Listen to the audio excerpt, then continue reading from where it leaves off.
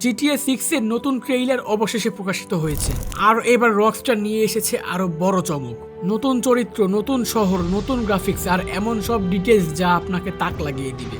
এই ভিডিওতে বিশ্লেষণ করব ট্রেইলার ও আপকামিং কি আসছে এই গেমের মধ্যে। ট্রেইলারের শুরুতেই দেখা যায় উজ্জ্বল নিয়ন লাইট আর বিচের ধারে বিশাল জনসমাগম। হ্যাঁ, ভাই সিটি ফিরে এসেছে আরো রিয়েলিস্টিক ভার্সনে। এই শহরটি অনুপ্রাণিত মায়ামি থেকে এবং এটি শুধু একটি মাত্র শহর নয়, বরং পুরো স্টেট লিউনিডা। তাছাড়া দেখতে পাচ্ছি drone shot, helicopter chase, TikTok style video সবকিছু মিশে গেছে এই আধুনিক ভাই সিটিতে।